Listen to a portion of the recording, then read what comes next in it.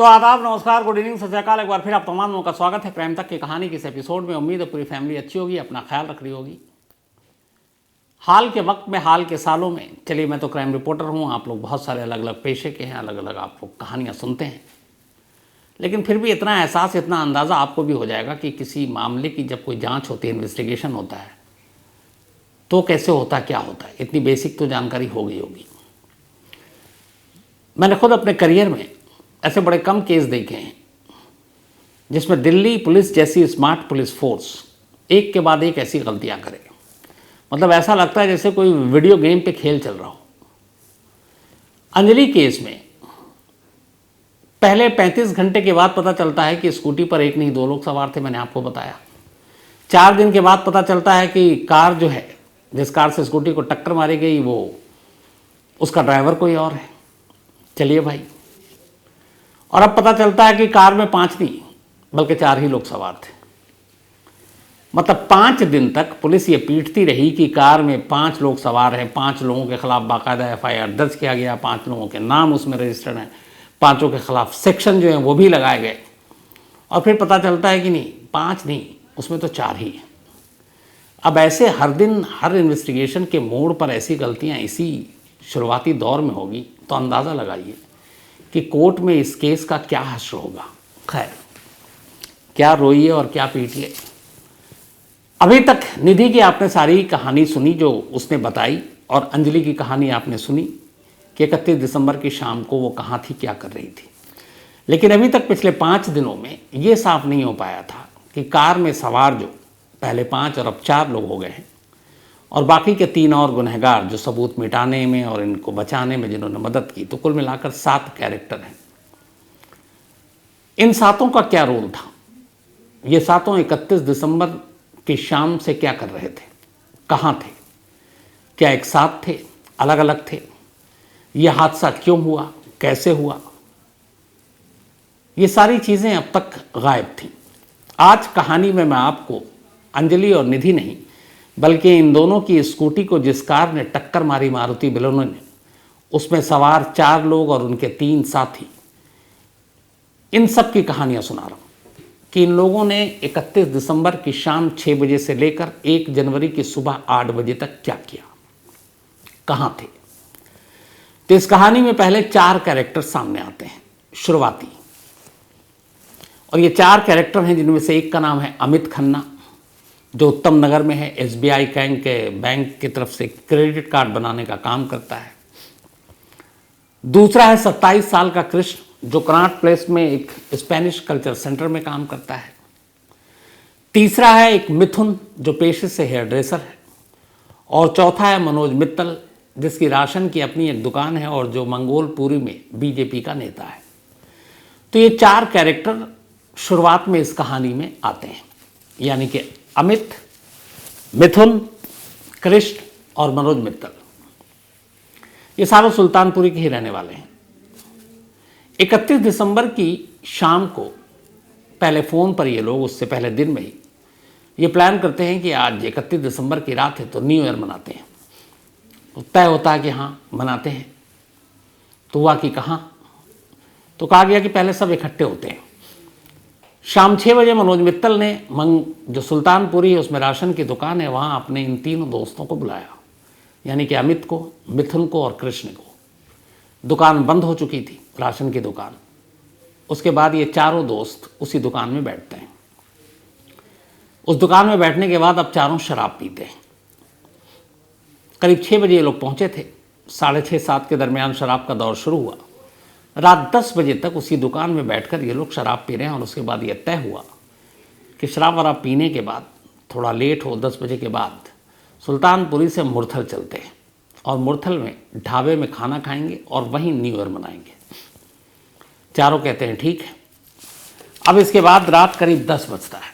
10 बजे मुरथल अब जाने की बारी है, लेकिन इनमें से किसी के पास उस वक्त कार नहीं है। तो फिर तय होता है कि अमित को भेजा जाए, और अमित जो है वो एक उनका दोस्त है आशुतोष के पास जाए और उससे मारुति बलेनो कार मांगे। अब यहाँ पे 5वें कैरेक्टर की एंट्री हुई। चार तो आपको बता चुका, अमित, मिथुन, कृष्ण और मनोज मित्तल शराब पी रहे हैं 6 बजे से मित्तल की राशन की दुकान में। 10 बजे अचानक अमित बाहर निकलता है और सुल्तानपुरी में ही रहने वाले आशुतोष के पास जाता है और उससे कहता है कि यार हम लोग मुरथल जाना, अपनी कार दे दे। अब आशुतोष नोएडा की एक टेक फर्म में काम करता है। अब ये मारुति बलोनो कार आशुतोष की भी नहीं है, बल्कि उसका जो साला है जिसका नाम है लोकेश, उसका है वो। लेकिन लोकेश से ये कार कुछ दिनों से आशुतोष लेकर अपने घर पर रखे हुआ था और चला रहा था। तो अमित पहुंचा, आशुतोष दोस्ती थी, पहले भी कार दे चुका था, उसने कहा ले जाओ। अब अमित वो मारुति बलोनो कार लेकर वापस राशन की दुकान में पहुंचता है। इसके बाद चारों वहाँ से उठते हैं। वक्त हुआ होगा उस वक्त करीब रात के 10:30 बजे। चारों मारुति बलोनो कार में बैठते हैं। कार अमित चला रहा है। अभी इसके बाद कार में भी शराब की बोतल लेकर बैठे और वहाँ से चल पड़े। वहाँ से अब ये मुरथल जाते हैं। मुरथल जाने के बाद वहाँ भी शराब पीते हैं, फिर एक ढाबे पे खाना खाते हैं। तब तक 2022 की आखिरी रात गुजर चुकी, 12 बज चुका। अब 2023 एंट्री मार चुका है, 2023 दस्तक दे चुका है और तारीख अब 31 दिसंबर से 1 जनवरी में बदल गई है। थोड़ी देर और वहाँ मस्ती करते हैं ये लोग, करीब 12:30 पौने 1 तक। सारी मस्ती करने के बाद चूँकि नया साल भी अब पूरा हो गया, 31 दिसंबर ख़त्म, 1 जनवरी आ गया। अब चारों दोस्त वापस उसी मारुति बलोनो में सुल्तानपुरी की तरफ चल पड़ते हैं। पहले 4 घंटे राशन की दुकान में, फिर जाते हुए फिर वहाँ पे इन्होंने पूरी शराब पी। अब वापस आ रहे हैं सुल्तानपुरी की तरफ। जब ये आ रहे हैं, इधर अचानक एक दूसरा सीन है। सीन ये है कि 31 दिसंबर की शाम को ही अंजलि अपनी स्कूटी उठाकर निधि को उठाती है, जो उसके घर के पास रहती है, और ये लोग एक विवान होटल में पहुंचते हैं। वहाँ 7:30 से 12:30 तक रुकते हैं, बल्कि 1:30 बजे रात तक। तो 1:30 बजे रात को निधि और अंजलि अब दोनों होटल से निकल रहे हैं और ये दोनों भी अपने घर की तरफ लौट रहे हैं। इनका घर अमन विहार, उन चारों का घर सुल्तानपुरी। अब जब ये अंजलि अपनी स्कूटर से लौट रही है, उधर वो चारों भी मुरथल से घर लौट रहे हैं। इत्तेफाक से जब ये लोग लौट रहे होते हैं तो एक जगह सड़क थोड़ी पतली है, संकरी सी है। तो मारुति बलोनो कार सामने से आ रही है, इन्हें जाना है सुल्तानपुरी। सामने की तरफ से ये स्कूटी आ रही है, जिसको चला रही है उस वक्त अंजलि और पीछे बैठी है निधि। उसे जाना है अमन विहार। और उस संकरी रास्ते में जहाँ पे एक मोड़ है, अचानक उस मोड़ के पास इधर से स्कूटी और सामने से कार दोनों आपस में टकरा जाती है। जब टक्कर होती है तो सामने से टक्कर होती है, लगभग कार के बीचों बीच। टक्कर होने के बाद जो निधि है वो दाईं तरफ गिरती है और जो अंजलि है वो बाईं तरफ गिरती है। गाड़ी थोड़ी देर के लिए रुकती है, लेकिन इसी दौरान में अंजलि का जो एक पैर का निचला हिस्सा है वो गाड़ी के पहिए के नीचे आ जाता है, फंस जाता है। अब उसके बाद वो गाड़ी, चूँकि संकरा रास्ता है, जगह भी कम है, वो देखते हैं एक्सीडेंट हो गया, नशे में है, डर जाते हैं। अब वो गाड़ी को रिवर्स करते हैं। रिवर्स करने के लिए इसलिए कि अब उनको मालूम है कि उधर जाएंगे तो फंसेंगे, तो उन्हें वापस जाना है। तो उस चक्कर में वो गाड़ी को रिवर्स किया, उस चक्कर में अंजलि और घसीटी गई। फिर ये भी वापस भाग जाते हैं। इधर निधि को भी कुछ पता नहीं, क्योंकि टक्कर होती है, वो गिरती है, देखती है वो फंस गई, वो भी अपने घर भाग जाती है। अब ये लोग, इनको पता है कि गाड़ी का एक्सीडेंट हो चुका है, ये भी देख रहे हैं कि एक गाड़ी के इसमें फंस गई है। उन्हें लगता है कि गाड़ी भगाओ, अपने आप निकल जाएगी। वो डरे हुए हैं, घबराए हुए हैं। कुछ दूर जाने के बाद गाड़ी से अंजलि की लाश अलग हो जाती है, वो सड़क किनारे कहीं गिर जाती है। अब ये वहाँ से भागते हैं, लेकिन अभी इन्हें मालूम है एक्सीडेंट हो चुका है। इन्हें ये भी पता है कि जगह जगह CCTV कैमरे लगे हुए हैं। इन्हें ये भी पता है कि गाड़ी में थोड़ा आगे कुछ चीज़ें भी बिगड़ी हैं, और इन्हें ये भी पता है कि नया साल है, शायद पुलिस या पिकेट कहीं पर टकरा जाए। अब वो गाड़ी को मेन रोड से हटाकर छोटी छोटी जो सर्विस लेन वाली सड़क होती है वो, और बाकी ये छोटे छोटे शॉर्टकट, उन्हें मालूम है उस इलाके में कि अल्टरनेट रूट क्या है। तो मेन रोड जहाँ पे पिकेट होने का के चांसेस हों कि पुलिस का एक कोई बूथ हो, हरियाणा बॉर्डर भी है, उन्हें ये भी पता है बॉर्डर पे बैरिकेड होता है, न्यू ईयर पे कई जगह बैरिकेड्स लगे हुए हैं। तो उन रास्तों को अब अवॉइड कर रहे हैं जिन रास्तों पे पुलिस या फिर पुलिस की जिप्सी या फिर बैरिकेड या फिर नाका होने के चांसेस हैं। और ये छोटी छोटी गलियों, छोटी छोटी सड़कों को लेते हुए ये सब वहाँ से निकलते हैं। अब पुलिस को इनको चकमा देना था। पुलिस को चकमा देने के बाद अब ये वहाँ से जो है गाड़ी को मोड़कर सुल्तानपुरी लाडोपुर कट से होकर कंझावला मोड़ की तरफ ले जा रहे हैं। कंझावला मोड़ पर पहुँचने के बाद जब इन्हें लगा कि अब ठीक ठाक है तो फिर वहाँ से वो दूसरा रास्ता लेते हैं और इसके बाद सबसे पहले उस गाड़ी को लेकर एक सेफ जगह पर, जब इन्हें लगता है कि अपना घर आ गया, करीब आ गया, तो वहाँ पे पहुँचते हैं। अब चारों गाड़ी रोककर आपस में बात कर रहे हैं। बातचीत ये है कि हमने एक एक्सीडेंट किया है, एक लड़की को मारा और उन्हें ये भी एहसास है कि वो लड़की बची नहीं है और उन्हें ये भी डर है कि सीसीटीवी कैमरा कहीं ना कहीं हमारी गाड़ी का नंबर जो है वो कैद कर चुका है, तो पकड़े जाएंगे। अब क्या करें? तो चारों में से सबसे मुश्किल बात ये थी कि जो गाड़ी चला रहा था अमित, उसके पास ड्राइविंग लाइसेंस नहीं था। उसके साथ मनोज मित्तल, उसके पास भी ड्राइविंग लाइसेंस नहीं था।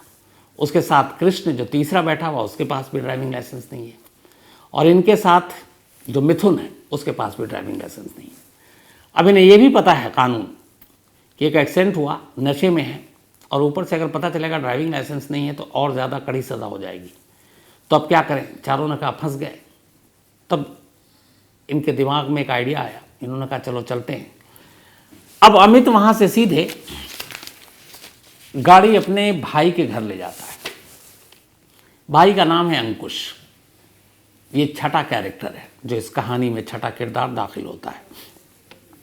अंकुश को जाकर अमित सारी बातें बता देता है। कहता भाई हमारे हाथ से ऐसा ऐसा हादसा हो गया, एक लड़की मर गई है और हम में से किसी के पास लाइसेंस भी नहीं है, पुलिस पक्का आएगी गाड़ी को ढूंढते हुए। अंकुश अपने भाई अमित को पहली बार ये आइडिया देता है कि एक काम करो, अपना एक कज़न है दीपक, और ये जो दीपक है ये ग्रामीण सेवा की गाड़ी चलाता है, पेशे से ड्राइवर है। अब पेशे से ड्राइवर है तो ड्राइविंग लाइसेंस तो होगी उसके पास। तो उसने कहा कि दीपक के पास जाओ और दीपक को बोलो कि वो ये मान जाए कि ड्राइव वो कर रहा था, क्योंकि उसके पास ड्राइविंग लाइसेंस है, तो कुछ होगा नहीं। अमित कहता ठीक है। अब ये कार लेकर ये लोग दीपक के पास पहुंचते हैं। दीपक अमित का कज़न है।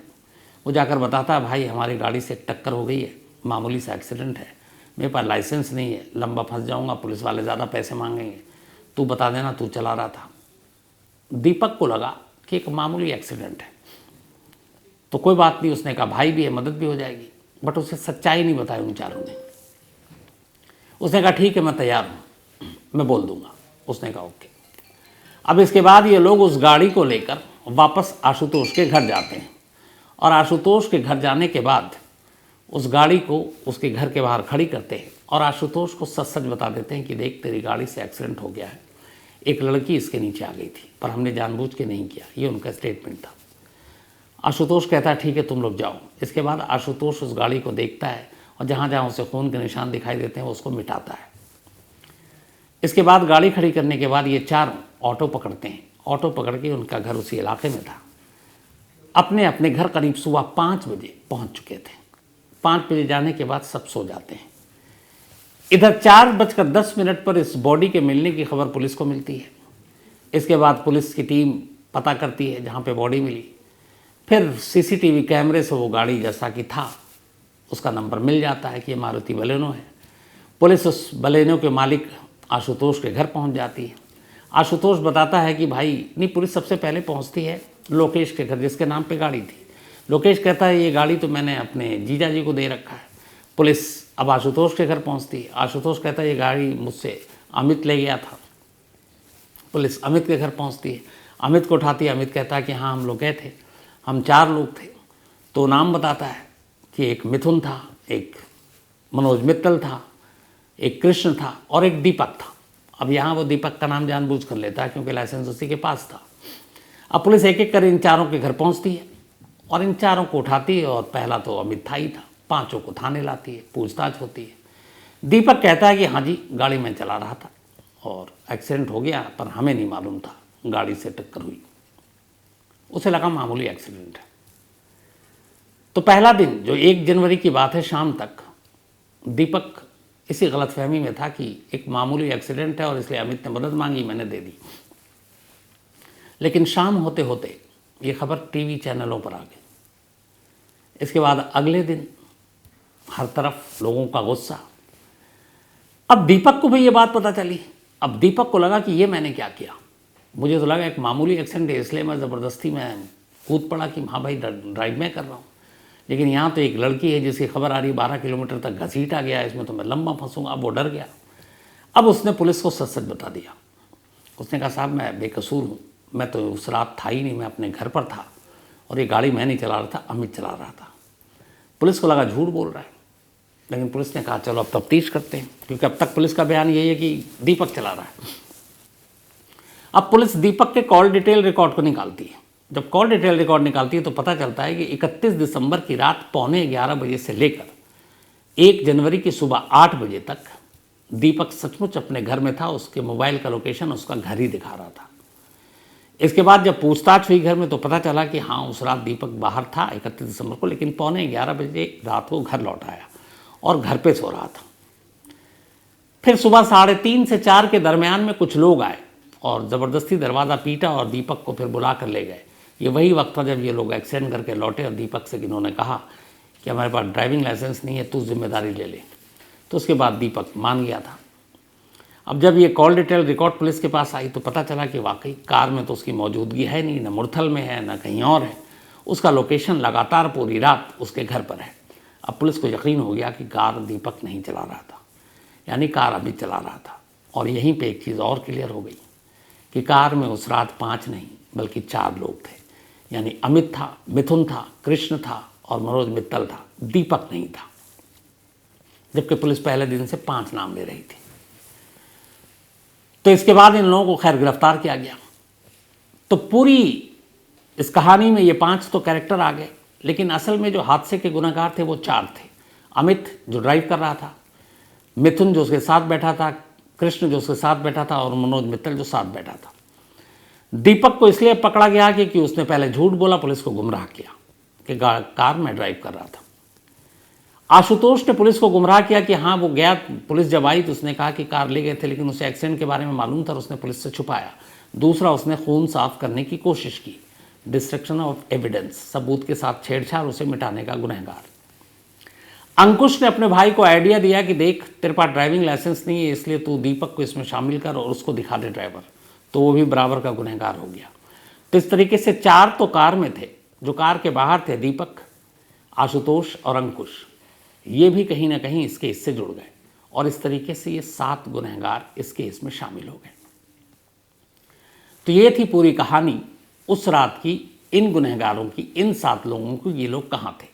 हाँ, इनमें एक 8वें का भी नाम था जो आपको मैंने बताया, लोकेश, लेकिन उसका कोई रोल नहीं, जो कि आशुतोष का मतलब साला है, क्योंकि उसने अपनी गाड़ी बहुत पहले ही अपने साले को दी थी और उस गाड़ी के बाद उसने क्या किया उससे उसको कोई लेना देना नहीं था। इसलिए पुलिस की नज़र में लोकेश कहीं से गुनहगार नहीं है। 7 लोग हैं, 5 पहले ही पकड़े गए थे, बाकी 2 अंकुश और आशुतोष को पुलिस ने गिरफ्तार कर लिया है। अब 7 पुलिस के कब्जे में है। बस दुआ कीजिए ये कि जैसे 35 घंटे में स्कूटी पर 1 से 2 लोग सवार हो गए, 4 दिन में ड्राइवर बदल गया, 5 दिन में कार के अंदर से लोगों की गिनती कम हो गई, आगे इस केस में और ऐसी कोई चीज़ ना आए ताकि दिल्ली पुलिस की और ज़्यादा फजीहत ना हो और अंजलि को इंसाफ मिले। तो ये थी आज की कहानी और कहानी ख़त्म करूं उससे पहले अपना सिलसिला वही, आज दीपक, इनका जन्मदिन है, तो हैप्पी बर्थडे दीपक। और ये प्रशांत एंड प्रीति झा ने भेजा है।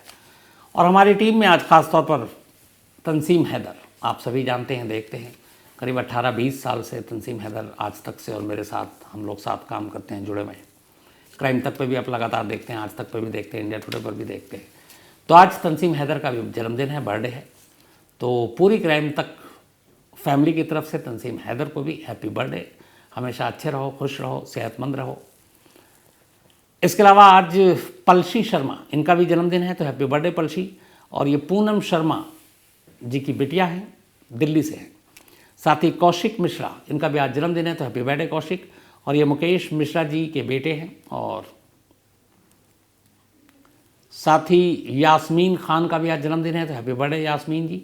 और ये तहरीन खान की मम्मी हैं, नागपुर से हैं। आराध्य का भी आज जन्मदिन है, तो हैप्पी बर्थडे आराध्य। और ये भेजा है सुनीता और श्रीकांत जी ने। साथ ही सूर्यांश सिसोदिया, इनका भी आज जन्मदिन है, तो हैप्पी बर्थडे सूर्यांश। और ये विवेक कुमार सिंह जी के बेटे हैं। And thank you so much Vivek Kumar Singh ji, इतने प्यार से कहानी सुनने के लिए। इसके अलावा टिकेंद्र रावल बल्कि, तो इनका भी आज जन्मदिन है, तो हैप्पी बर्थडे टिकेंद्र जी। और ये सुबोध भंडारी ने भेजा है नेपाल से। साथ ही शिव कुमार पिल्ले, इसके अलावा दीवान सिंह, रजनी शर्मा, प्रतीक, बहुत सारे लोगों ने एक सवाल किया कि अगर बाकी लोगों को सबूत के साथ छेड़छाड़ करने या सच्चाई छुपाने के लिए पुलिस गिरफ्तार कर रही है, मुकदमा दर्ज कर रही है, उनके खिलाफ केस बन रहा है, तो निधि के खिलाफ क्यों नहीं? क्योंकि निधि उस रात साथ थी और फिर वो अंजलि को छोड़कर भाग गई। चलो भाग गई कोई नहीं, लेकिन अगले 2 दिनों तक वो खामोश रही, उसने पुलिस को या अंजलि के घर वालों को सच्चाई नहीं बताई। तो क्या निधि भी सच्चाई छुपाने की गुनहगार नहीं है? आप लोगों के सवालों में दम है, लेकिन यहाँ 2 चीज़ें होती है कानून में। एक होती है विक्टिम और एक होता है जो एक्यूज्ड। उधर ये है कि एक गाड़ी से एक्सीडेंट और उस एक्सीडेंट में शामिल लोग एक दूसरे को बचाने की कोशिश कर रहे हैं, सच छुपा रहे हैं। इधर कायदे से देखें तो एक्यूज में नहीं आ रही, क्योंकि निधि ने कोई एक्सीडेंट नहीं किया। निधि किसी को मार कर, किसी को जख्मी कर मौके से नहीं भागी है, अपनी एक दोस्त को छोड़कर ज़रूर मरता हुआ भागी है। अब वो एक इंसानियत के पहलू से तो गुनहगार है वो, लेकिन कानून की नज़र से अगर आप जाएंगे तो यहाँ पे वो भी एक विक्टिम है, क्योंकि उसे भी चोट लगी है और उसने छुपाया। लेकिन यहाँ पे ये है कि फिर पुलिस का वही है कि शायद उसकी मतलब सदमे में शौक लगा, बाकी कुछ भी चीज़ें हो सकती हैं, लेकिन उसके छुपाने के पीछे कहीं जुर्म की मंशा या क्राइम, जो वो इंटेंशन होता है कि क्राइम को छुपाना जिससे कि कानून के खिलाफ हो गई हो, ऐसी कभी तक कोई चीज़ नहीं है। और यही वजह है कि निधि को फिलहाल पुलिस एक विक्टिम के तौर पर ही देख रही है, एक विटनेस के तौर पर देख रही है, एक अक्यूज्ड या आरोपी के तौर पर नहीं देख रही है। इसके अलावा पंकज सिंह हैं, और पंकज भाई मैं आया था मौर्या, इत्तेफाक से आपसे मुलाकात नहीं हुई। इसके अलावा सुरेंद्र हैं स्पेन से, thank you so much Surendra भाई, और आपने जो मशवरा दिया उस पर मैं अमल करूँगा। तो आज कहानी में इतना ही। अब आपसे मुलाकात होगी कल रात 9 बजे किसी नई कहानी के साथ। तब तक अपना ख्याल रखिएगा। Thank you very much.